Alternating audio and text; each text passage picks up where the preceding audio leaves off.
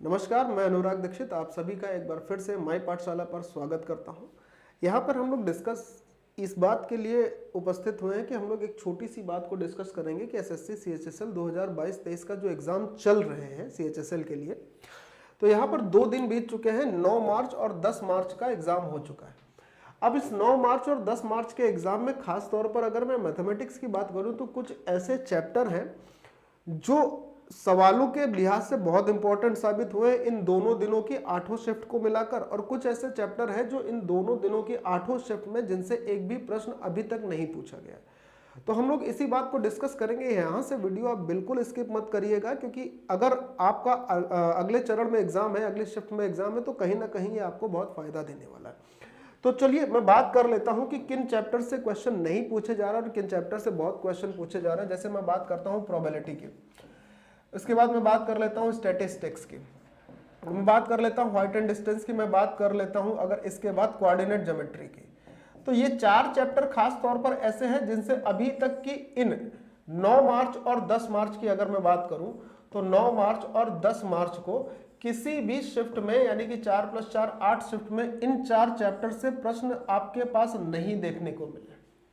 और कुछ चैप्टर ऐसे हैं जिनसे लगातार भर भर के क्वेश्चन पूछे जा रहे हैं। आप सभी को पता है कि नंबर ऑफ क्वेश्चन कितने हैं और वो सारे किन चैप्टर से आ रहे हैं। तो अगर मैं बात कर लेता हूं, जैसे एक चैप्टर हो गया आपका प्रॉफिट एंड लॉस, जो कि खूब भर भर के पूछा जा रहा है। एक चैप्टर हो गया आपका मतलब इंटरेस्ट वाला चैप्टर, जिसमें एसआई और सीआई दोनों शामिल है। इंटरेस्ट में एसआई के भी क्वेश्चन पूछे जा रहे हैं और सीआई के भी क्वेश्चन पूछे जा रहे हैं। उसके बाद मैं बात कर लेता हूं तो ट्रिग्नोमेट्री के भी प्रत्येक शिफ्ट में कम से कम 2 से 3 क्वेश्चन देखने को मिले हैं ट्रिग्नोमेट्री के, नॉट हाइट एंड डिस्टेंस के। बहुत बेसिक मतलब कोई बहुत कठिन चीजें भी नहीं पूछी जा रही, पूछे आसानी जा रहे हैं, लेकिन ये चैप्टर वो है, ये वो टॉपिक है जिनसे प्रश्न पूछे जा रहे हैं। उसके बाद बात कर लेते हैं तो अलजेब्रा से भी एक शिफ्ट में, यानी 9 तारीख की अगर मैं तीसरी शिफ्ट की बात करूं तो अलजेब्रा के 3 से 4 क्वेश्चन देखने को मिले थे, यानी 2 क्वेश्चन तो मिनिमम इनसे पूछे ही जा रहा है। अलजेब्रा से भी मिनिमम 2 क्वेश्चन तो पूछे ही जा रहा है। इसके बाद अगर मैं चैप्टर की बात कर लेता हूं तो यहां पर आपके पास आ जाता है मेंसुरेशन। मेंसुरेशन में दोनों ही बातें मैं आपको बताने वाला हूं कि मेंसुरेशन में सबसे पहले तो फॉर्मूला बेस्ड क्वेश्चन ही पूछे जा रहे हैं। कई बच्चों को फॉर्मूले क्या हो जा रहे हैं, जब रिव्यू लिया जाता है, बाहर बंदे जाते हैं तो वो फॉर्मूले भूल गए होते हैं। मेरा आप सबसे निवेदन है कि फॉर्मूलों पर एक बार नजर जरूर मार लीजिएगा, हल्की फुल्की, चाहे वो ट्रिग्नोमेट्री के फॉर्मूले हो, चाहे वो अलजेब्रा के हो, चाहे वो मेंसुरेशन के हो। बेसिकली फॉर्मूले बेस्ड ही क्वेश्चन पूछे जा रहे हैं।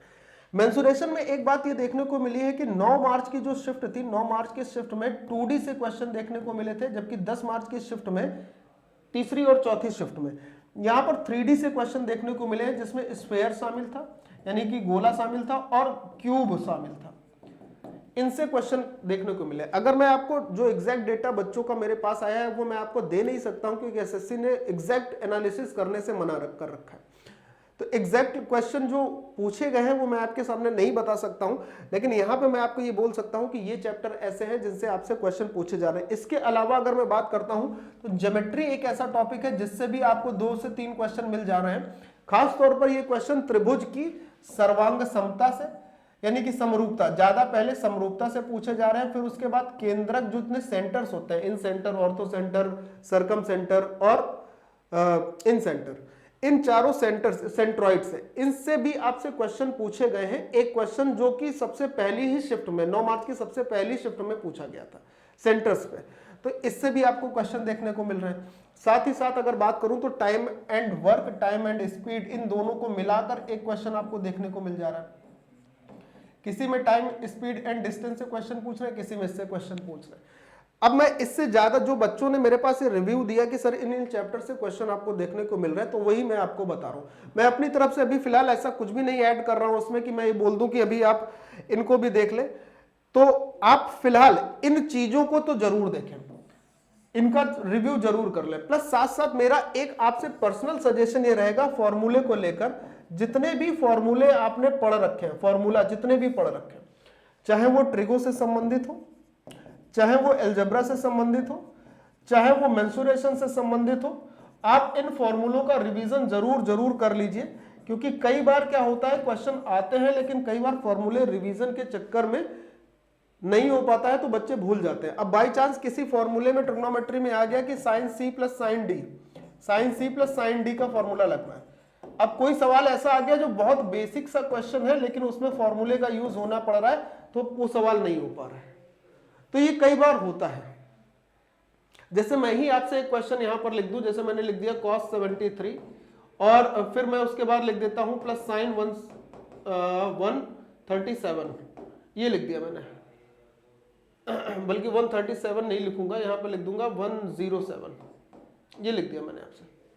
अब क्या है कि इसी सवाल को आप देख लो, तो ये बेसिकली केवल फॉर्मूला बेस्ड ही क्वेश्चन है ट्रिग्नोमेट्री का। लेकिन क्या है ना भाई कि आप अगर फॉर्मूले भी नहीं रिवाइज करोगे तो दिक्कत है। तो ये कुछ ऐसे चैप्टर हैं जिन पर आपको बिल्कुल 0% या मैं कह सकता हूं मैक्सिमम अगर आप देना चाहते हो तो 1 या 2% इस पर फोकस कर लीजिए। कल की शिफ्ट आने के बाद ये और कंफर्म हो जाएगा कि इन क्वेश्चंस का वेटेज कितना है। देखिए प्रोबेबिलिटी से क्वेश्चन नहीं आ रहा है, स्टैटिस्टिक्स से नहीं आ रहा, कोऑर्डिनेट ज्योमेट्री से नहीं आ रहा, हाइट एंड डिस्टेंस से भी अभी तक क्वेश्चन नहीं पूछा गया। इन सभी शिफ्ट में जिन क्वेश्चन का जिन चैप्टर्स का वेटेज ज्यादा है वो ये चैप्टर है। और इसके अलावा मेरा पर्सनल सजेशन है कि प्लीज रिवाइज द फॉर्मूलेस। ठीक है, चलिए अब ऐसी ही छोटी छोटी एग्जाम रिव्यू, एग्जाम एनालिसिस के साथ मैं आपके सामने उपस्थित होता रहूंगा। अब मैं आपके सामने कुछ मोस्ट एक्सपेक्टेड क्वेश्चन ऐसे भी लाऊंगा जो इन चैप्टर से होने वाले हैं, जो कि लगातार शिफ्ट में पूछे गए हैं। डेटा चेंज करके लाना पड़े या कुछ भी करके लाना पड़े, मैं उसके लिए आपके सामने उसको लेकर उपस्थित होने की कोशिश करूंगा। बाय बाय, जय हिंद।